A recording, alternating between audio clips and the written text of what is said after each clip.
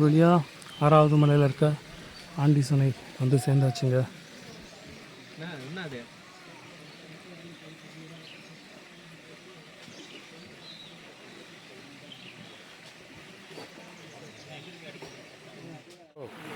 ஒரு முகம் மிக்கிட்டு சாமியை கும்பிட்டுருங்க.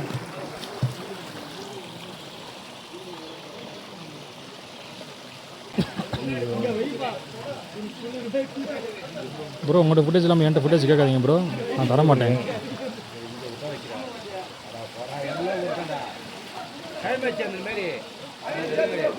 சாமி கும்பிடுங்க.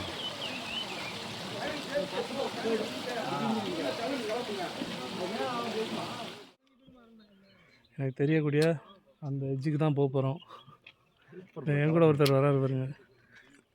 சிறுத்தை, புலி, கரடி, யானை எல்லாம் இருக்கிற காட்டுக்குள்ள நாங்கள் வர்றோம்னா என்ன காரணம்? என்ன காரணம்? எல்லாமே அந்த ஈசன் மேல உள்ள பக்தி தான் காரணம். அதை நீங்களும் புரிஞ்சுக்கணும், அந்த ஈசனை புரிஞ்சுக்கணும். ஸோ 7வது மலை ஏறுறதுக்கு முன்னாடி வழிகாட்டி விநாயகர்னு சொல்லுவாங்க. தானாக தோன்றின ஒரு சிற்பம், தான் தோன்றி விநாயகர்னு சொல்லுவாங்க.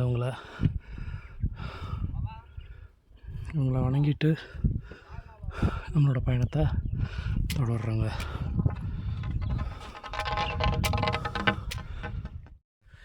ஏழாவது மலை, 7வது சக்கரம், சகஸ்ரகாரம்னு சொல்லுவாங்க. இது வந்து உச்சந்தலையில் இருக்கக்கூடிய ஒரு சக்கரங்க. ஓம் அப்படிங்கிற ஒரு வாசகம் இதுக்கு வரும். நம்மளோட தெய்வீகத்தன்மையை குறிக்கக்கூடிய, தூண்டக்கூடிய ஒரு சக்கரம் தான் இந்த சகஸ்ரகாரம் சொல்லுவாங்க. மொத்தமாக 7 மலை ஏறுறப்ப இந்த 7 சக்கரங்களும் தூண்டப்பட்டு நமக்கு உடலும் சரி மனமும் சரி நிலைப்புத்தன்மை பெறும் அப்படி சொல்கிறாங்க. ஒரு 30% ஏறி இருப்பாங்க முதல் மலை. ஆனால் வியூ பாருங்கள் எவ்வளோ அழகாக இருக்குன்னு.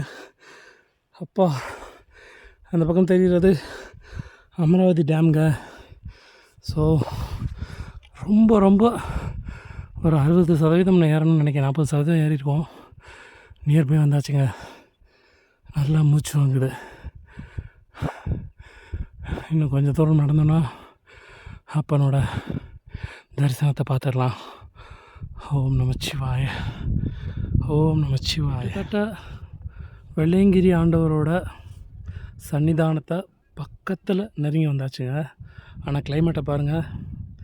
ஒரு பக்கம் மழை பெஞ்சிகிட்ருக்கு, ஒரு பக்கம் தூறல் விழுந்துகிட்ருக்கு, இன்னொரு பக்கம் மிஸ்ட்டு. அதே இதோட